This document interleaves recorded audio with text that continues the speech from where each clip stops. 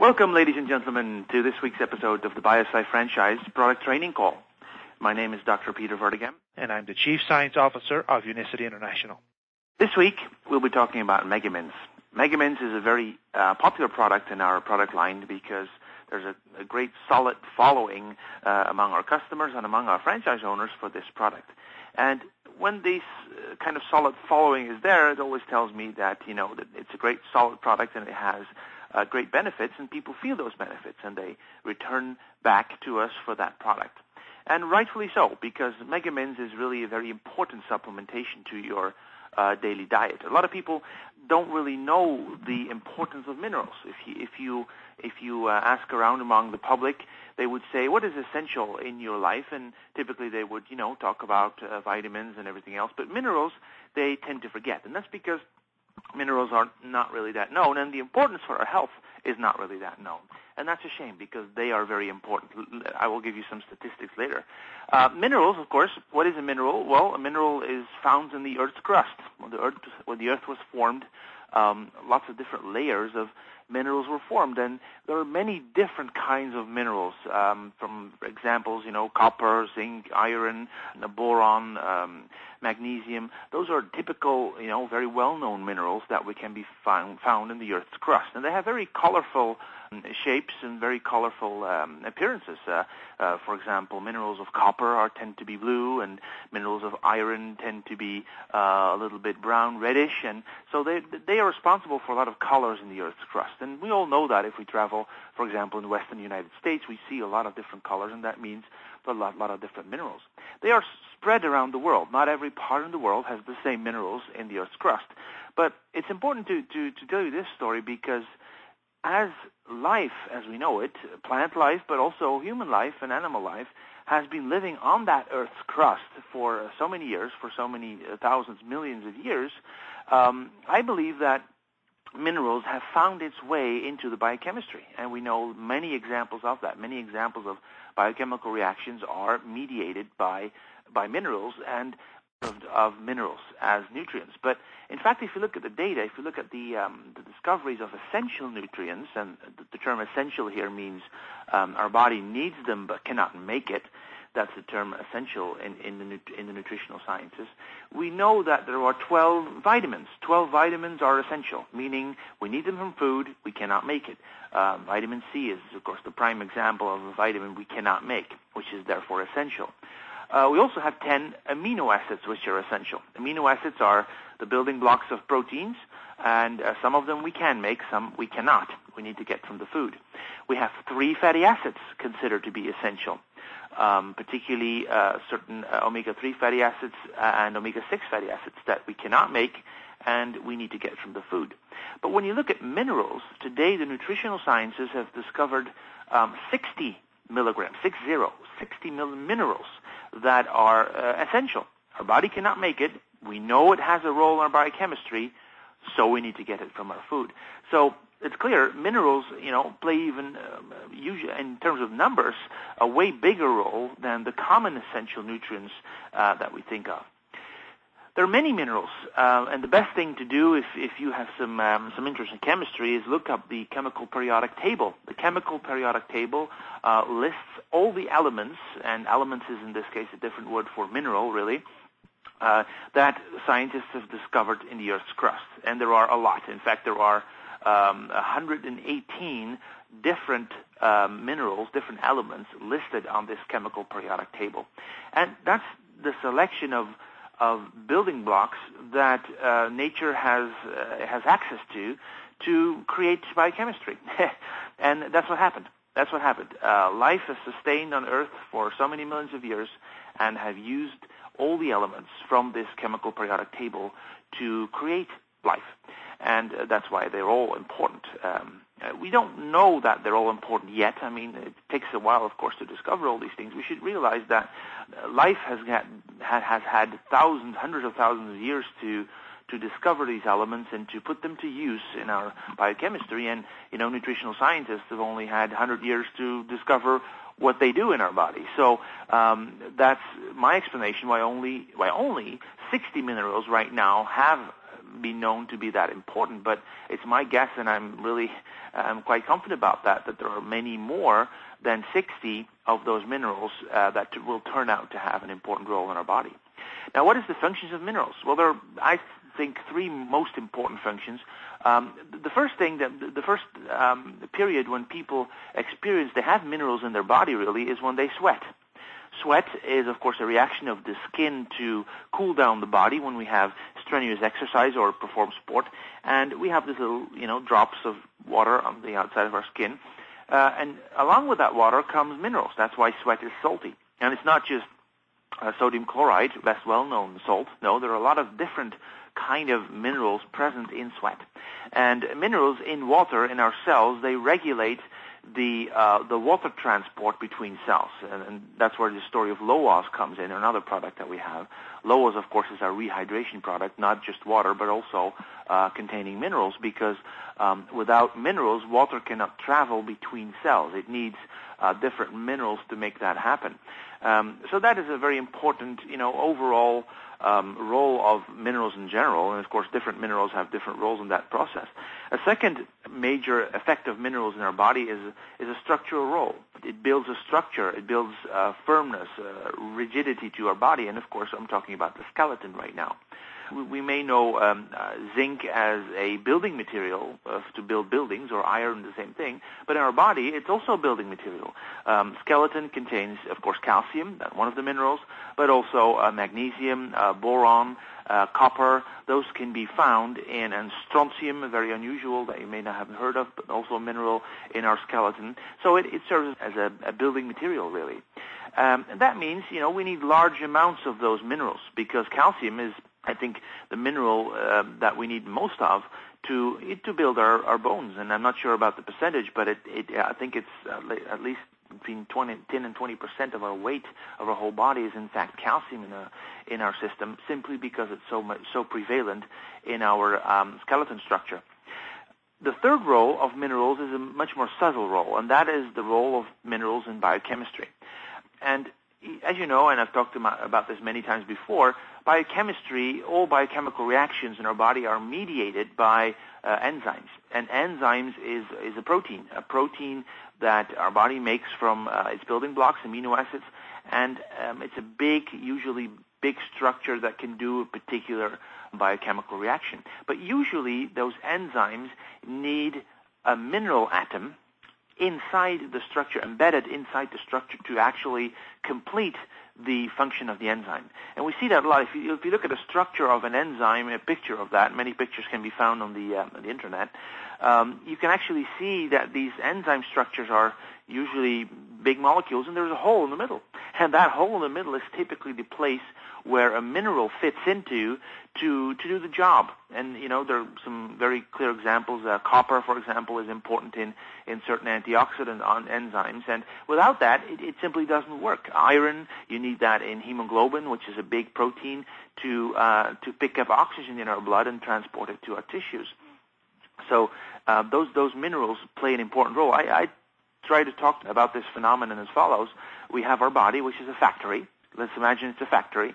In the factory are different machineries, like the enzymes, but without workers present, which are the minerals, the machinery is not going to do anything. They don't know what to do. They just stand there silent and not doing anything.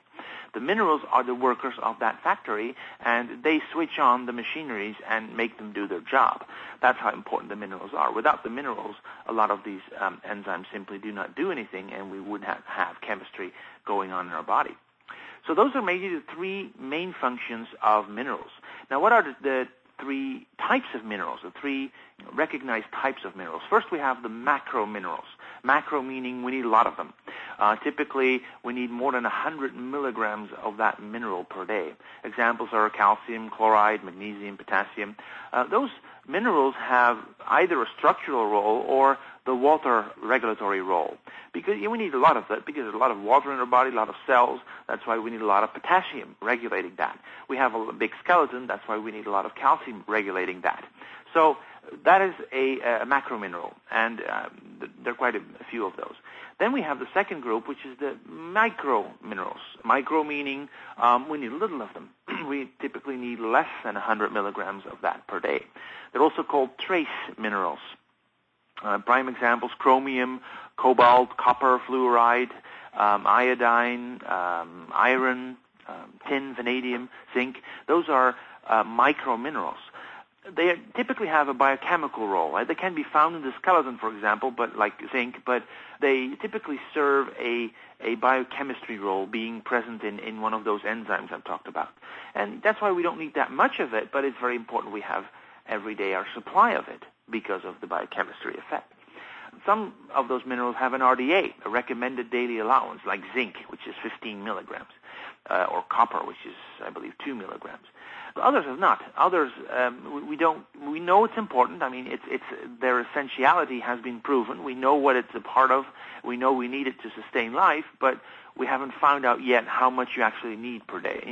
You can imagine that's not an easy task, particularly if you need very little of it, a few milligrams or even less. How are you going to really determine how much you need? And that is quite a difficult task, and that's why certain of these trace minerals don't have an RDA yet. And I stress yet because, likely those numbers will be available as science progresses. And then the third group of minerals is the potentially essential minerals.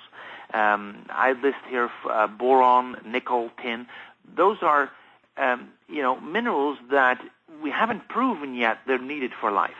But it's my argument that we have so many different minerals on the Earth's crust. We had life sustained on that Earth's crust for such a long time. My guess is we are going to find where they have a very important biochemical role. We just haven't been able to do so yet, typically because it's a very, very low amount we need of those essential minerals. So what is the difference in levels that we need? Well, it's nice to look at that. And the microminerals you really need a very tiny amount of, typically in the microgram range or even less. The macrominerals you need, hundreds of milligrams a day. Calcium, the advices are from the National Osteoporosis Foundation to take at least 1,200, sometimes even 1,600 milligrams of calcium a day. And that's really, because it is a macromineral. Where do we get minerals?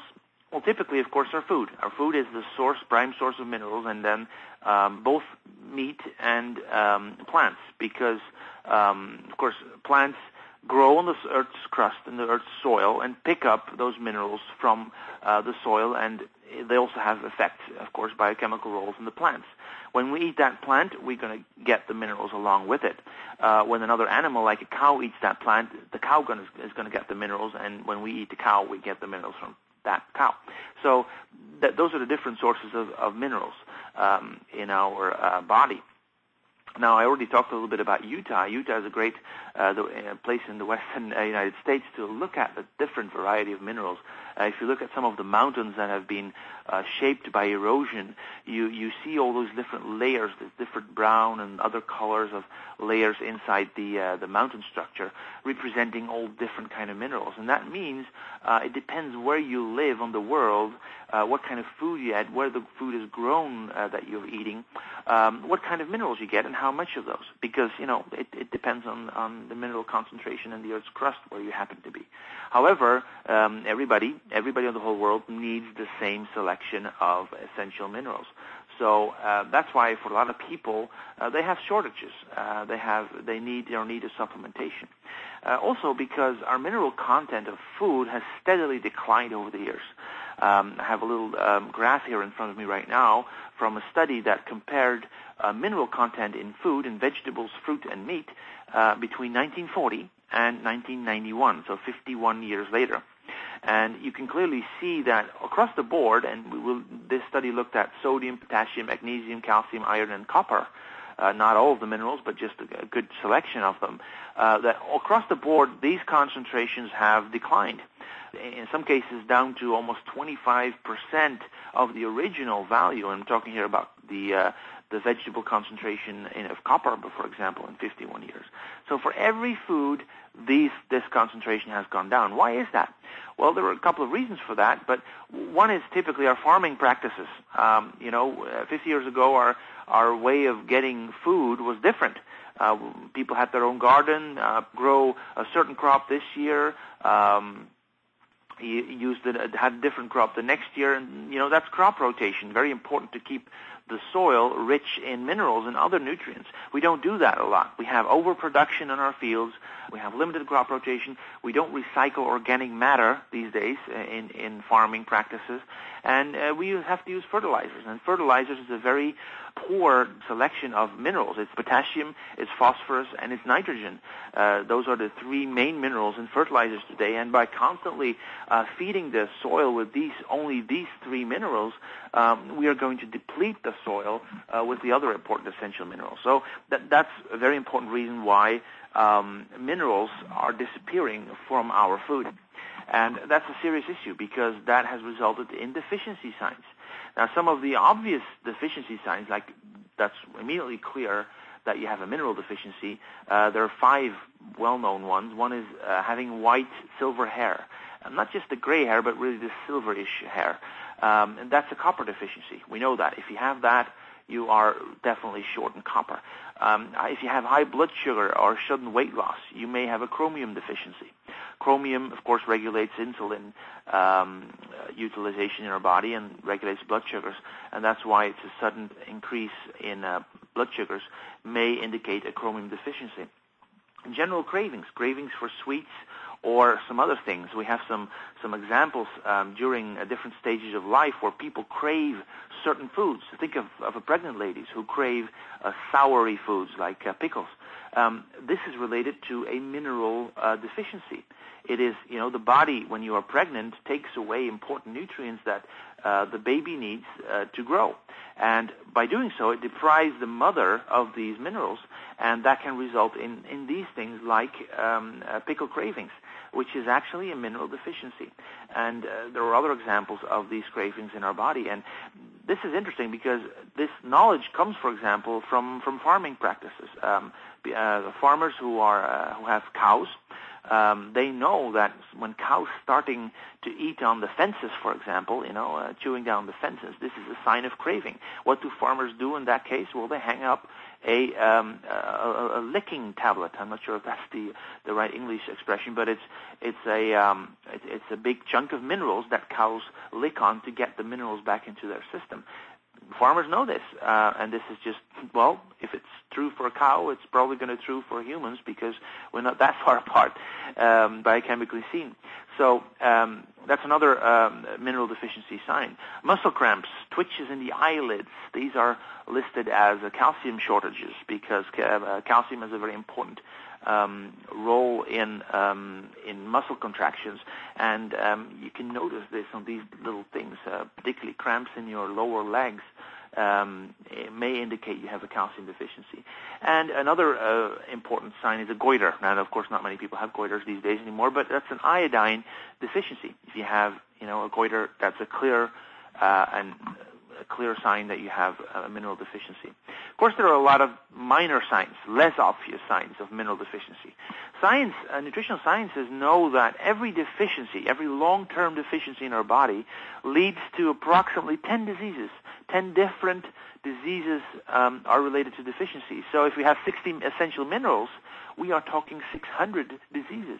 600 diseases that can occur because of long-term deficiencies. So it's really, very important to keep those deficiencies away from us. And these diseases may not be normally associated with mineral deficiency, but they may play a role in the background that we know not exactly sure of what it exactly does, but simply looking at the data, we can conclude there must be many diseases that we're facing today relating to mineral deficiency. So let me get into some examples of some minerals. Magnesium. Magnesium is typically known as the anti-stress mineral. It relieves tension. It balances electrical energy across the cell membranes. One important example. Copper helps grow the immune system.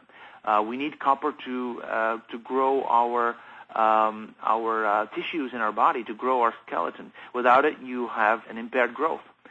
Chromium, I already talked about that. Glucose levels, important for diabetics. Boron. Boron is in fact part of the skeleton, and it's also regulatory in the calcium uptake. If you don't have boron, you don't switch on certain enzymes that are needed to uptake the calcium from your digestive tract. Strontium, you may not have never have heard of it. It's one of the minerals prevalent in the earth, and we found that it is essential for bone growth. Without it, you're not going to have normal bone growth. And, for example, it also prevents tooth decay, one completely different type of mechanism. There's no RDA. There's never listed on any bottle strontium, but we know it's present in our food, and we know we need a certain amount of it. We just don't know yet how much. Lithium, my final example, lithium, another maybe not so well-known mineral, but it's very important in regulating the brain function. And you may know, if you know people with, for example, certain depressions, like manic depression, they're treated with lithium because they know they have lithium shortage responsible for this effect, for this disease they're suffering from. And you can ameliorate some of the symptoms by supplementation of lithium. So just a few examples, but if you go across the board of the chemical periodic table, you're going to find many, many of these stories. Every mineral on that list, of that 118 minerals listed on the chemical periodic table, has these kind of deficiency stories. Now, what about megamins? Because now I've talked a lot about the individual minerals, but what is megamins? Well, megamins is, of course, and that's listed on the bottle, it is a concentrated mineral product which originates from the Great Salt Lake in Utah.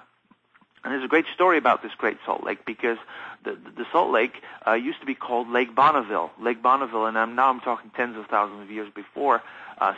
And it was much larger. It was a large lake that I think was about 12 times as big as the current Salt Lake. And the Salt Lake is a really big lake right now, but it used to be 12 times bigger, spanning across Utah and Nevada, and maybe even all the way down to Arizona. So it was a huge lake, and the lake has been reduced in size unto the present day size, and that has mainly been happening because of evaporation of the water from the lake that slowly made it smaller and smaller and smaller. And right now, the Salt Lake has no exit.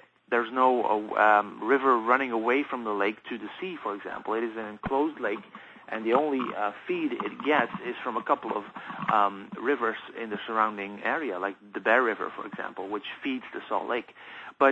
So there's only a way in for the water, but there's no way out. The only way out is evaporation.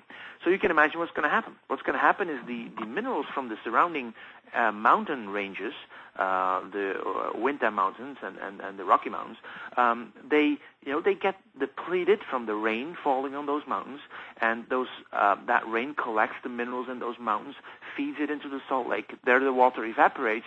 What's going to happen? The concentration of minerals in the Great Salt Lake is going to grow very high. That's why it's called Salt Lake, because there's so much salt in it. It's almost as salty as the Dead Sea, which is basically the same story in Israel.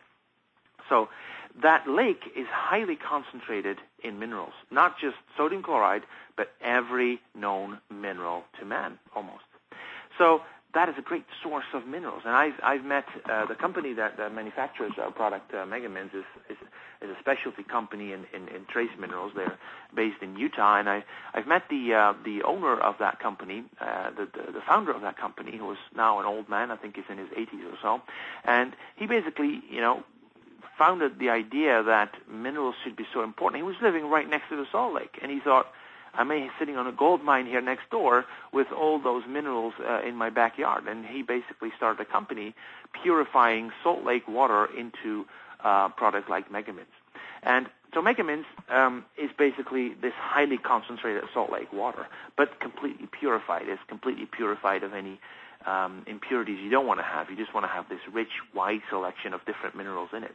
And of course, a lot of analysis has been done on the Salt Lake water and the Megamins, and we find almost every element has been found in this water. And I'm looking here at the chemical periodic table again, and there are only a few elements, and roughly counting here, maybe 6 or 7, that are not found in the Megamins products. And those are the ones you really don't want, which is arsenic, which is mercury, lead, polonium. Those are the things we cannot find in the Great Salt Lake water, and that's, very good because we don't want to have those. We want to have the healthy, well-known minerals that we know that have a biochemical role. Those can be found in Megamins.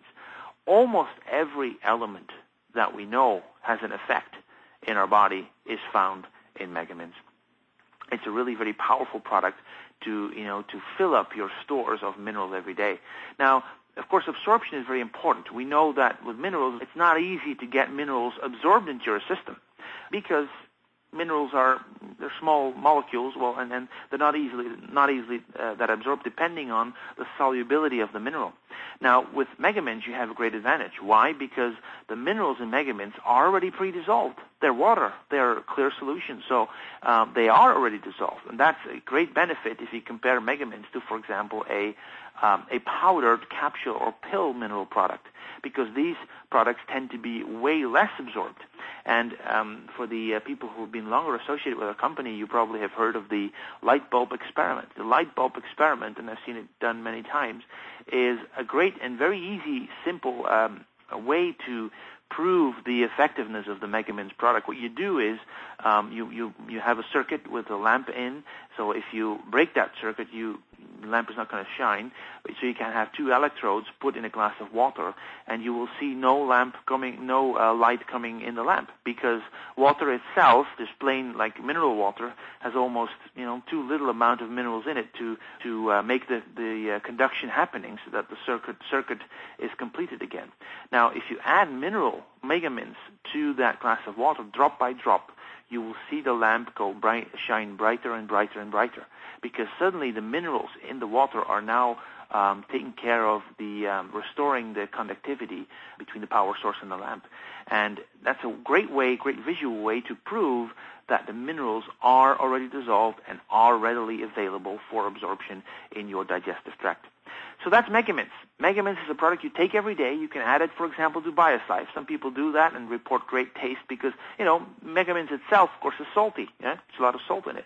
But if you mix it, and you can mix it with anything, it doesn't reduce the effectiveness if you mix it with anything. So you can very readily mix it with BioSlife. Put in your 25 or 40 drops of Megamins every day in BioSlife or in Injuvenate or any other drink you can think of, and it's a great supplementation of your everyday diet. And you may be surprised how important minerals are in your biochemistry and how good the effect is going to be in the long term of restoring a lot of these maybe small, maybe big mineral deficiencies you currently have. Ladies and gentlemen, thank you very much for calling in this week to the BioSlife Franchise Product Training Call. I'm looking forward to next week when we will discuss another product. Thank you very much, and bye-bye.